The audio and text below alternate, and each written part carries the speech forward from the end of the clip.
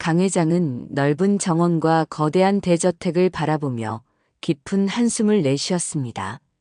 75세의 나이에도 여전히 당당한 체격과 위엄 있는 모습을 간직하고 있었지만 그의 눈빛에는 말로 표현할 수 없는 공허함이 깃들어 있었죠.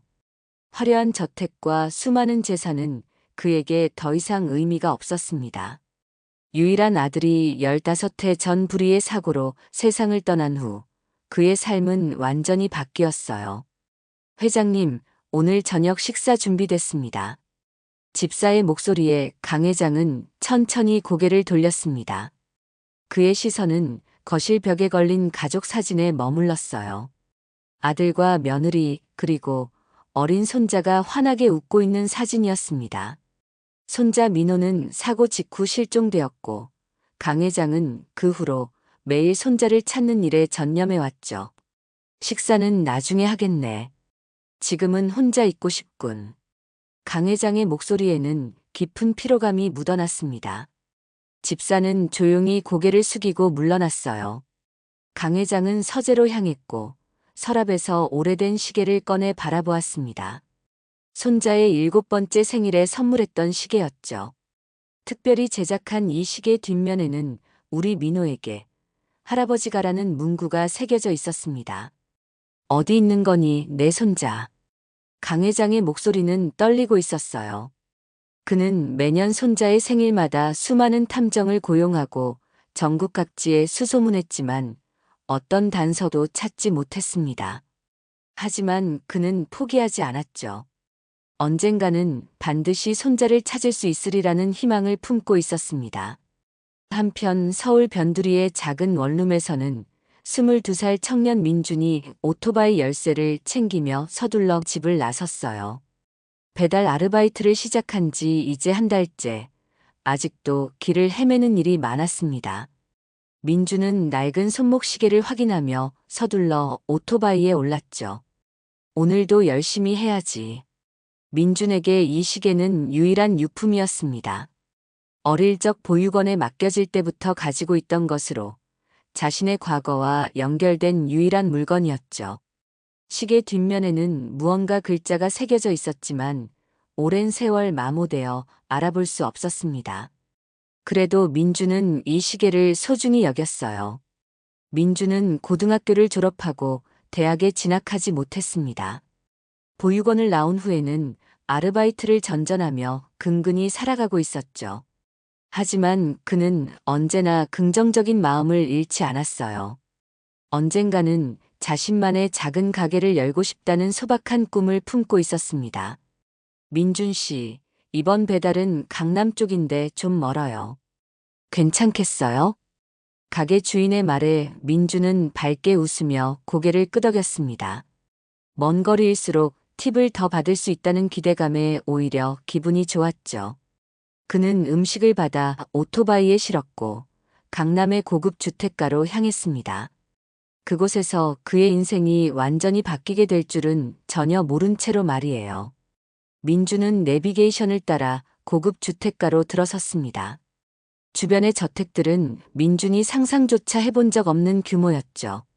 그는 잠시 압도되는 느낌을 받았지만 곧 정신을 차리고 배달지를 확인했어요. 마침내 도착한 곳은 다른 집들보다도 훨씬 웅장한 저택이었습니다. 여기가 맞나? 민주는 인터폰을 누르며 중얼거렸어요. 잠시 후 집사로 보이는 남자가 문을 열어주었습니다. 민주는 공손하게 인사하며 음식을 전달했죠. 그때였습니다. 저택 안쪽에서 나온 노인이 민준을 향해 걸어오고 있었어요. 배달비는 여기 있습니다. 집사가 말했지만 민준의 시선은 어느새 노인에게 고정되어 있었습니다. 노인의 위험 있는 모습에 민준은 무의식적으로 허리를 곧게 폈죠. 그런데 갑자기 노인의 표정이 변했습니다. 노인의 시선이 민준의 손목에 있는 시계에 고정되었어요. 그 시계. 강 회장의 목소리가 떨렸습니다. 그는 믿을 수 없다는 듯 민준의 손목을 바라보았죠. 민준은 당황한 표정으로 자신의 시계를 내려다보았어요.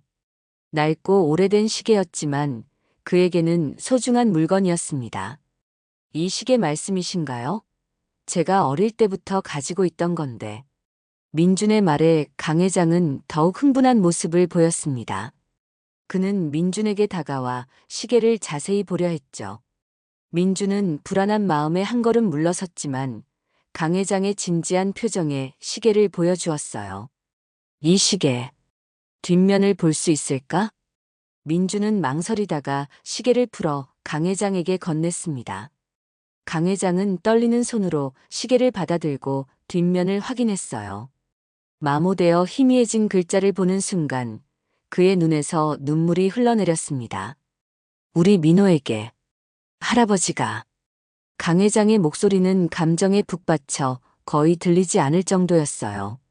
민주는 혼란스러운 표정으로 상황을 이해하려 노력했습니다. 강 회장은 민준의 얼굴을 자세히 살펴보더니 갑자기 그를 끌어안았죠. 드디어 찾았구나. 민준은 완전히 당황한 상태로 어떻게 대응해야 할지 몰라 그저 서 있었습니다. 집사도 놀란 표정으로 상황을 지켜보고 있었어요. 강 회장은 민준에게서 떨어져 그의 어깨를 붙잡았습니다. 자네가 내 손자 민호야. 틀림없어. 이 시계는 내가 민호의 7번째 생일에 선물한 거란다. 민준은 혼란스러운 표정으로 고개를 저었습니다. 그는 자신이 고아라는 사실만 알고 있었고 자신의 이름이 민호였다는 사실은 전혀 알지 못했어요. 죄송하지만 저는 민준이에요. 제가 어떻게 회장님의 손자일 수 있겠습니까? 강 회장은 민준의 말에도 흔들리지 않았습니다. 그는 민준을 저택 안으로 초대했어요. 민준은 잠시 망설이다가 배달을 마쳐야 한다며 정중히 거절했지만 강 회장은 집사에게 민준의 가게에 연락해 상황을 설명하라고 지시했죠. 잠시만 시간을 내주게. 내가 자네에게 모든 것을 설명해 주마. 민준은 결국 강 회장의 간절한 요청에 못 이겨 저택 안으로 들어갔습니다. 그는 자신의 정체성에 대한 의문과 함께 이 상황이 자신의 인생을 완전히 바꿔놓을 수도 있다는 예감을 느꼈어요. 저택 안으로 들어선 민준은 화려한 실내 장식에 압도되었습니다. 높은 천장과 고급스러운 가구들, 벽에 걸린 값비싼 미술품들은 그가 지금까지 살아온 세계와는 완전히 다른 차원이었죠. 그는 어색한 표정으로 강 회장의 안내를 따라 거실로 향했어요. 앉게나 민준 군. 강 회장은 소파를 가리키며 말했습니다. 민준은 조심스럽게 소파 끝에 걸터 앉았어요. 강 회장은 집사에게 차를 가져오라고 지시한 후 민준의 맞은편에 앉았습니다. 15해 전 내 아들과 며느리가 교통사고로 세상을 떠났네. 그때 7살이던 내 손자 민호도 함께 차에 타고 있었지만 사고 현장에서 그의 모습은 찾을 수 없었어. 강 회장의 목소리에는 깊은 슬픔이 묻어났습니다. 그는 잠시 말을 멈추고 깊은 숨을 들이마셨죠. 경찰은 민호가 사고 충격으로 혼란스러운 상태에서 현장을 떠났을 거라고 추측했지. 나는 전국의 수소문하고 탐정들을 고용했지만 어떤 단서도 찾지 못했네. 하지만 나는 포기하지 않았어. 민주는 강 회장의 이야기를 들으며 불편한 감정을 느꼈습니다. 그는 자신의 과거에 대해 거의 아는 것이 없었어요. 보육원에서는 그가 7살 때 길에서 발견되어 경찰에 의해 맡겨졌다고만 들었을 뿐이었죠. 저는 7살 때 보육원에 맡겨졌다고 들었습니다. 제 부모님이 누군지, 제가 어디서 왔는지는 아무도 몰랐어요. 민준의 말에 강 회장의 눈빛이 더욱 확신에 차 빛났습니다. 그는 서랍에서 사진첩을 꺼내 민준에게 보여주었어요. 거기에는 어린 소년의 사진이 여러 장 있었습니다. 이것은 민호의 사진이네. 자네와 너무나 닮았어. 민준은 사진을 자세히 살펴보았습니다. 확실히 어린 소년은 자신과 닮아 있었지만 그것만으로 자신이 강 회장의 손자라고 확신할 수는 없었어요. 그는 여전히 혼란스러웠습니다. 하지만 이것만으로는 제가 정말 회장님의 손자라고 확신하기는 어렵습니다. 강 회장은 이해한다는 듯 고개를 끄덕였습니다. 그는 민준의 손을 잡고 진지한 표정으로 말했어요. 물론이지. 자네도 혼란스러울 테니까. 하지만 그 시계는 세상에 단 하나뿐인 것이네. 내가 특별히 제작한 것이라 똑같은 것은 없어. 그리고 우리는 DNA 검사를 통해 확실히 알아볼 수 있을 거야. 민주는 깊은 생각에 잠겼습니다. 만약 자신이 정말 강 회장의 손자라면 그의 인생은 완전히 달라질 것이었어요. 하지만 그는 갑자기 부자가 된다는 생각보다는 자신의 정체성과 과거에 대한 궁금증이 더 컸습니다. DNA 검사에 동의하겠습니다. 하지만 그 결과가 나오기 전까지는 아무것도 확신할 수 없다고 생각합니다. 강 회장은 민준의 신중한 태도에 감동한 듯 했습니다. 그는 민준의 어깨를 가볍게 두드리며 미소 지었어요. 현명한 판단이네. 자네가 정말 내 손자라면 그런 신중함은 분명 우리 가문의 피를 이어받은 거야. 그때 집사가 다가와 강 회장에게 무언가를 귓속말로 전했습니다. 강 회장의 표정이 순간 굳어졌어요. 친척들이 왔다고. 지금 강 회장은 불편한 표정을 지으며 민준을 바라보았습니다. 그는 잠시 고민하더니 결정을 내렸어요. 민준 군, 오늘은 여기까지 하고 내일 다시 만나면 어떨까? 내 명함을 줄 테니 연락해 주게. DNA 검사도 준비해 놓을 테니. 민준은 고개를 끄덕이며 일어섰습니다. 강 회장은 그에게 명함을 건네며 다시 한번 그의 손을 꼭 잡았어요. 민준은 혼란스러운 마음으로 저택을 나섰고 저택 입구에서 고급 차에서 내리는 몇몇 사람들과 스쳐 지나갔습니다. 민준은 오토바이에 올라타며 오늘 있었던 일을 정리해 보려 했지만 너무나 많은 생각이 그의 머릿속을 맴돌았어요. 그는 손목시계를 바라보며 깊은 숨을 내쉬었습니다. 내가 정말 강 회장의 손자일까? 다음 날 민준은 가게 주인에게 사정을 설명하고 하루 휴가를 얻었습니다. 그는 강 회장의 명함을 들여다보며 망설였지만 결국 전화를 걸었어요. 강 회장은 민준의 연락을 기다리고 있었다는 듯 즉시 응답했고 병원에서 만나자고 제안했습니다. DNA 검사 결과는 보통 일주일 정도 걸린다고 하네. 그동안 자네가 편안하게 지낼 수 있도록 도와주고 싶네만 어떻게 생각하나? 병원에서 검사를 마친 후 강 회장이 물었습니다. 민준은 고개를 저었어요. 감사합니다만 제 생활을 계속하고 싶습니다. 결과가 나올 때까지는 평소처럼 지내는 게 좋을 것 같아요. 강 회장은 아쉬운 표정을 지었지만 민준의 의견을 존중해 주었습니다. 그는 민준에게 자신의 연락처를 다시 한번 확인시켜주며 언제든 연락하라고 말했어요. 그럼 결과가 나오면 바로 연락드리겠습니다. 민준이 인사를 하고 돌아서려는 순간 강 회장이 그를 불러 세웠습니다. 민준 군 혹시 어제 우리 집에 왔던 사람들 중 누가 자네에게 접근하진 않았나? 민준은 의아한 표정으로 고개를 저었어요. 강 회장은 안심한 듯 고개를 끄덕였지만 그의 눈빛에는 여전히 걱정이 서려 있었습니다. 조심하게. 내 친척들 중에는 내 재산을 노리는 사람들이 있어. 자네가 내 손자라는 사실이 알려지면 그들이 자네를 이용하려 할 수도 있네. 민주는 강 회장의 경고에 고개를 끄덕였지만 그것이 얼마나 심각한 일인지는 완전히 이해하지 못했어요. 그는 평소처럼 배달 일을 계속하며 일상을 유지했습니다. 그러나 사흘이 지난 후 민주는 배달을 마치고 집으로 돌아오는 길에 낯선 남자가 자신을 기다리고 있는 것을 발견했어요. 남자는 자신을 강 회장의 조카 강태준이라고 소개했습니다. 민준 씨, 잠깐 이야기 좀 할 수 있을까요? 민준은 경계하는 표정으로 강태준을 바라보았습니다. 그는 강 회장의 경고를 떠올렸어요. 무슨 일로 저를 찾으셨나요? 강태준은 친근한 미소를 지으며 민준에게 다가왔습니다. 그는 주변을 둘러보더니 목소리를 낮췄어요.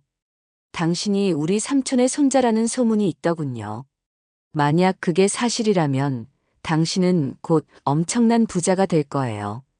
하지만 삼촌은 까다로운 사람이라 당신을 쉽게 인정하지 않을 수도 있어요. 민주는 불편한 표정으로 한 걸음 물러섰습니다. 그는 강태준의 말이 강 회장의 경고와 정확히 일치한다는 것을 깨달았어요. 저는 그런 이야기에 관심 없습니다. 검사 결과가 나오면 진실이 밝혀질 테니까요. 강태준의 표정이 순간 굳어졌지만 그는 곧 다시 미소를 지었습니다. 그는 명함을 꺼내 민준에게 건넸어요. 그래요, 물론이죠. 하지만 도움이 필요하면 언제든 연락하세요. 우리가 도와줄 수 있는 일이 많을 거예요. 민주는 마지못해 명함을 받았지만 강태준이 떠난 후 곧바로 쓰레기통에 버렸습니다. 그는 이 상황이 점점 복잡해지고 있다는 것을 느꼈어요. 다음 날 민주는 자신의 과거를 좀 더 알아보기 위해 보육원을 찾아갔습니다. 그가 자란 보육원의 원장님은 여전히 그곳에서 아이들을 돌보고 있었어요. 민준아, 오랜만이구나. 잘 지내고 있니? 원장님은 반갑게 민준을 맞이했습니다. 민준은 원장님에게 최근 있었던 일들을 모두 털어놓았어요. 원장님은 놀란 표정으로 민준의 이야기를 들었습니다. 그랬구나. 사실 내가 처음 이곳에 왔을 때의 상황은 꽤 특이했단다. 경찰이 너를 데려왔는데 내가 심한 충격을 받은 상태였어. 이름도 기억하지 못했고 내가 어디서 왔는지도 알 수 없었지. 원장님의 말에 민주는 더욱 궁금증이 커졌습니다. 그는 자신이 발견된 정확한 장소와 상황에 대해 물었어요. 경찰 기록에 따르면 너는 서울 외곽의 한 고속도로 휴게소에서 발견됐다고 해. 그 근처에서 큰 교통사고가 있었다는 보고도 있었지만 내가 그 사고와 관련이 있는지는 확인되지 않았어. 민주는 원장님의 말을 들으며 점점 자신이 정말 강 회장의 손자일 가능성이 높다는 것을 깨달았습니다. 그는 복잡한 감정에 휩싸였어요. DNA 검사 결과를 기다리는 일주일은 민준에게 무척 길게 느껴졌습니다. 그는 평소처럼 배달 일을 계속했지만 마음은 항상 다른 곳에 가 있었죠. 강 회장도 매일 전화로 민준의 안부를 물었고 가끔은 민준의 일터 근처까지 차를 보내 함께 식사를 하자고 제안했어요. 민준 군, 결과가 어떻게 나오든 나는 자네를 돕고 싶네. 자네가 원한다면 학업을 계속할 수 있도록 지원해 줄 수도 있어. 식사 자리에서 강 회장이 말했습니다. 민주는 그런 제안에 당황했지만 한편으로는 감동을 느꼈어요. 그는 어릴 때부터 대학에 가고 싶었지만 경제적인 이유로 포기해야 했습니다. 감사합니다만 아직은 그런 이야기를 하기 이른 것 같습니다. 민준의 신중한 대답에 강 회장은 미소를 지었습니다. 그는 민준의 성실함과 겸손함에 더욱 확신을 갖게 되었어요. 자네는 정말 우리 가문의 피를 이어받았어.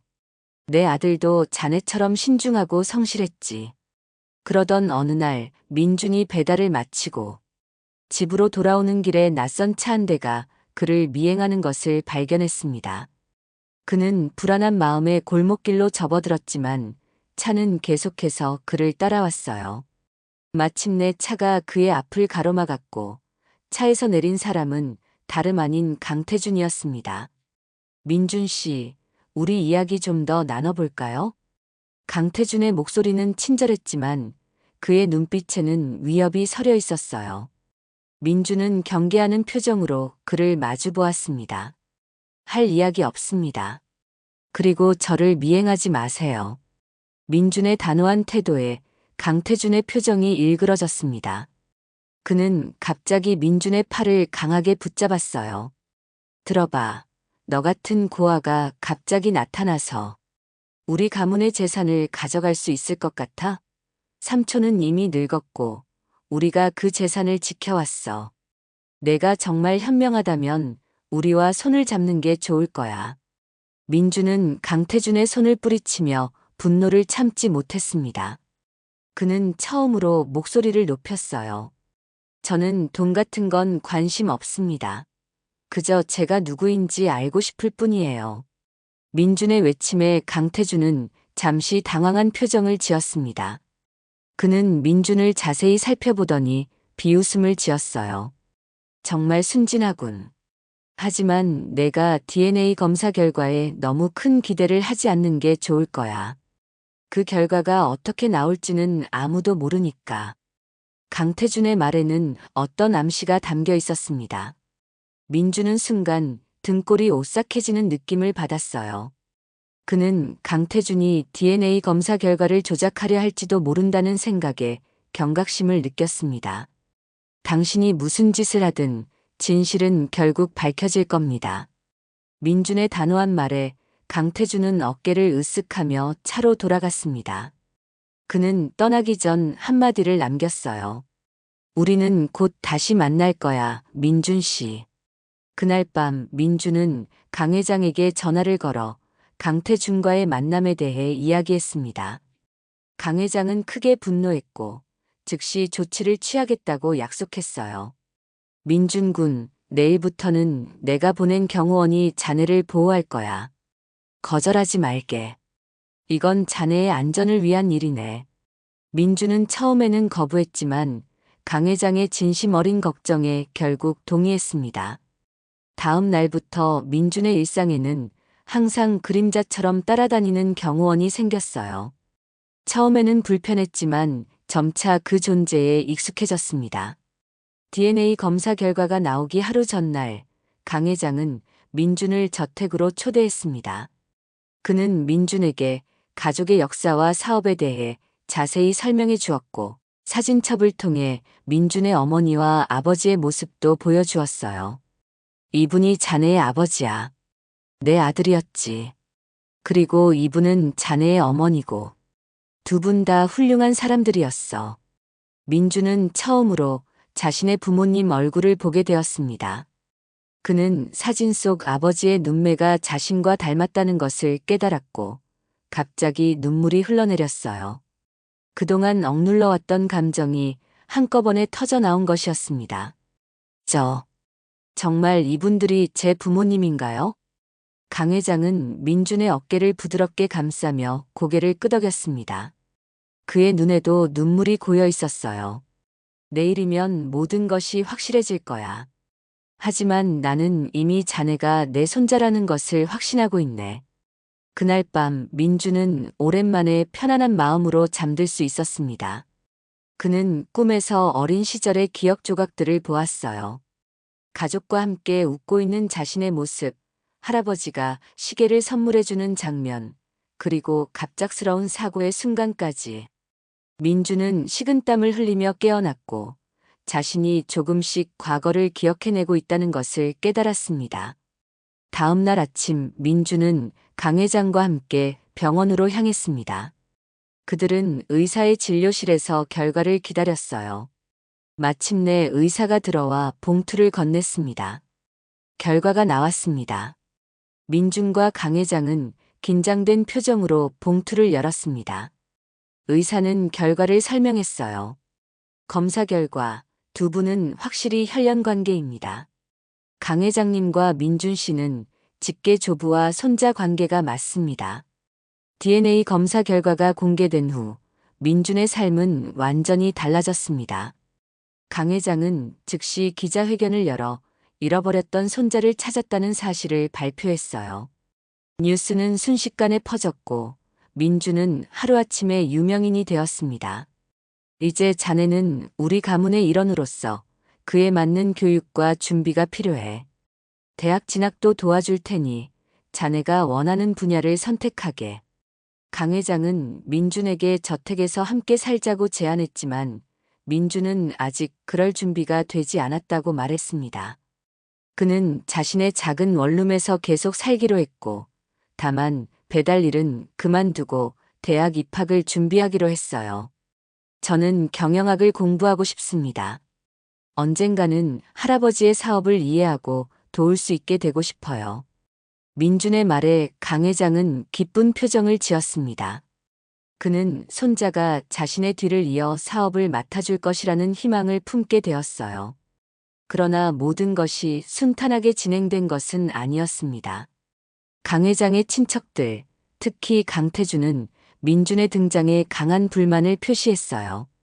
그들은 민준이 갑자기 나타나 상속권을 주장하는 것에 반발했고, 심지어 DNA 검사 결과에 이의를 제기하기도 했습니다. 삼촌, 이건 너무 성급한 결정 아닌가요? 그 청년이 정말 민호인지 더 확인해 봐야 하지 않을까요? 가족 모임에서 강태준이 말했습니다. 강 회장은 단호한 표정으로 그를 바라보았어요. DNA 검사 결과는 확실해. 더 이상의 논란은 필요 없네. 그러나 강태준은 포기하지 않았습니다. 그는 민준에 대한 음해성 소문을 퍼뜨리기 시작했고, 심지어 민준이 과거에 불법적인 일에 연루되었다는 거짓 증거까지 만들어냈어요. 이런 소문은 언론을 통해 퍼져나갔고, 민준은 갑작스러운 비난의 화살을 맞게 되었습니다. 할아버지, 저는 그런 일을 한 적이 없어요.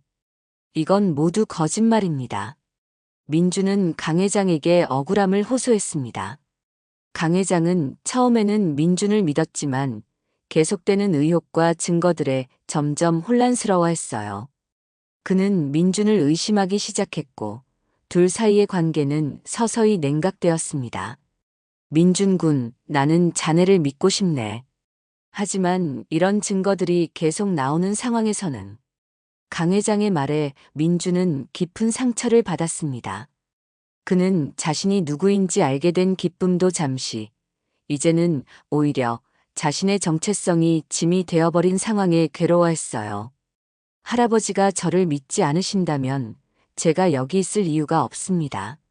민준은 결국 강 회장과의 만남을 줄이고 다시 자신의 일상으로 돌아가기로 결심했습니다. 그는 대학 입학 준비를 계속했지만 마음속에는 깊은 상처가 남아 있었어요. 그러던 어느 날 민준은 우연히 강 회장의 오래된 비서를 만나게 되었습니다. 이 비서는 강 회장을 30년 넘게 모신 사람이었고 민준의 아버지도 잘 알고 있었어요. 민준 도련님, 제가 꼭 드릴 말씀이 있습니다. 강태준 씨가 DNA 검사 결과를 조작하려 했다는 증거를 발견했습니다. 비서의 말에 민준은 놀랐습니다. 비서는 계속해서 설명했어요. 다행히 그 시도는 실패했지만 지금 퍼지고 있는 소문들도 모두 강태준 씨의 계략입니다. 그는 회장님의 재산을 노리고 있고 도련님을 내쫓으려 하고 있습니다. 민준은 이 사실을 강 회장에게 알려야 한다고 생각했지만 강 회장이 자신을 믿을지 확신할 수 없었습니다. 그는 고민 끝에 직접 증거를 찾아보기로 결심했어요. 제가 어떻게 하면 증거를 찾을 수 있을까요? 비서는 민준에게 강태준의 사무실에 대한 정보를 제공했습니다. 민준은 위험을 무릅쓰고 그곳에 잠입하여 증거를 찾아보기로 했어요. 밤이 깊어진 시각, 민준은 강태준의 사무실 건물 앞에 도착했습니다. 비서가 알려준 보안 코드를 이용해 건물에 들어갔고 조심스럽게 강태준의 사무실로 향했어요. 그의 심장은 빠르게 뛰고 있었지만 진실을 밝혀야 한다는 결심이 그를 움직이게 했습니다. 여기 있을 거야. 민준은 어둠 속에서 강태준의 컴퓨터를 켜고 파일들을 검색했습니다. 마침내 그는 강민호 제거 계획이라는 폴더를 발견했어요. 그 안에는 민준에 대한 모든 음해 계획과 조작된 증거들이 상세히 기록되어 있었습니다. 이걸로 충분해. 민준은 파일들을 USB에 복사하고 사무실을 빠져나왔습니다. 그러나 건물을 나서는 순간 그는 강태준과 마주쳤어요. 강태준은 늦은 시간에 사무실에 들렀다가 민준을 발견한 것이었습니다. 이게 누구야? 우리 사촌 동생이 아니던가. 강태준의 목소리는 비웃음으로 가득 차 있었습니다. 그는 민준의 손에 들린 USB를 보고 표정이 굳어졌어요. 뭘 가져갔지? 설마. 민준은 뒤로 물러서며 대답했습니다. 그의 목소리는 떨리지 않았어요. 당신의 계략에 대한 증거요. 이제 할아버지께 모든 것을 알릴 겁니다. 강태준의 얼굴이 분노로 일그러졌습니다. 그는 갑자기 민준에게 달려들어 USB를 빼앗으려 했어요. 두 사람은 격렬하게 몸싸움을 벌였고 그 과정에서 민준은 계단에서 미끄러져 넘어졌습니다. 민준아! 강태준의 비서실에서 일하던 직원이 소리를 지르며 달려왔습니다. 그녀는 즉시 구급차를 불렀고 민준은 병원으로 이송되었어요. 다행히 생명에는 지장이 없었지만 그는 의식을 잃은 상태였습니다. 강 회장은 민준의 사고 소식을 듣자마자 병원으로 달려왔습니다. 그는 병실에서 의식 없이 누워있는 민준을 보며 눈물을 흘렸어요. 내가 너무 어리석었어. 내 손자를 의심하다니. 그때 강 회장의 전화가 울렸습니다. 전화를 건 사람은 강태준의 비서실에서 일하던 직원이었어요. 회장님, 제가 민준 도련님이 가지고 있던 USB를 확보했습니다. 안에는 강태준 씨가 도련님을 음해하기 위해 계획한 모든 증거가 들어 있습니다. 직원은 모든 상황을 설명했고 강 회장은 분노와 후회로 가득 찼습니다. 그는 즉시 법률팀을 소집해 강태준에 대한 법적 조치를 준비하라고 지시했어요. 며칠 후 민준은 마침내 의식을 되찾았습니다. 그가 눈을 떴을 때 강 회장은 그의 손을 꼭 잡고 있었어요. 민준아, 정말 미안하구나. 할아버지가 너를 의심해서. 민준은 약하게 미소를 지었습니다. 그는 할아버지의 손을 마주 잡았어요. 괜찮아요, 할아버지. 저도 처음에는 혼란스러웠으니까요. 강 회장은 민준에게 모든 상황을 설명했습니다. 강태준은 이미 체포되었고 그의 모든 계략이 밝혀졌어요. 강 회장은 민준에게 다시 한번 함께 살자고 제안했습니다. 이제는 정말 우리 가족으로서 함께 살자꾸나. 내가 더 이상 의심하지 않을게. 민준은 잠시 생각에 잠겼습니다. 그는 지난 몇 주간의 혼란스러운 경험을 통해 많은 것을 깨달았어요. 그리고 마침내 결정을 내렸습니다. 할아버지, 저는 할아버지의 손자이자 이 가문의 일원이 되고 싶습니다. 하지만 제 방식대로 살고 싶어요. 저는 대학에 진학해서 공부를 마치고 그 후에 할아버지의 사업을 도울 준비가 되면 그때 함께하고 싶습니다. 강 회장은 민준의 말에 감동받았습니다. 그는 손자의 독립심과 의지를 존중하기로 했어요. 그래, 내 방식대로 하자. 하지만 적어도 주말에는 할아버지를 보러 와주겠니? 민준은 미소를 지으며 고개를 끄덕였습니다. 그는 이제 자신이 누구인지 알게 되었고 새로운 가족을 얻었지만 동시에 자신의 정체성과 가치관을 지키는 법도 배웠어요. 1년이 지났습니다. 민준은 명문대학교 경영학과에 입학하여 열심히 공부하고 있었어요. 그는 여전히 자신의 작은 아파트에서 독립적으로 살고 있었지만 주말마다 강 회장의 저택을 방문하여 함께 시간을 보냈습니다. 두 사람의 관계는 날이 갈수록 더욱 깊어졌어요. 민준아, 오늘은 특별한 날이니 좀 일찍 와주렴. 강 회장이 전화로 말했습니다. 오늘은 민준의 23번째 생일이었어요. 민준은 강 회장이 무슨 계획을 세웠는지 궁금했지만 그저 미소를 지으며 대답했습니다. 네, 할아버지. 수업 끝나고 바로 갈게요. 민준이 저택에 도착했을 때 강 회장은 정원에서 그를 기다리고 있었습니다. 그의 손에는 작은 상자가 들려 있었어요. 생일 축하한다, 내 손자. 강 회장은 민준을 따뜻하게 안아주었습니다. 그리고 상자를 건넸어요. 민준은 조심스럽게 상자를 열었고 그 안에는 새로운 시계가 들어 있었습니다. 이건 내가 가지고 있던 시계와 똑같은 모델이야. 하지만 이건 새 것이지. 뒷면을 봐봐. 민준은 시계를 뒤집어 보았습니다. 거기에는 우리 민준에게 할아버지가 항상 함께하겠다라는 문구가 새겨져 있었어요. 민준의 눈에 눈물이 고였습니다. 정말 감사합니다, 할아버지.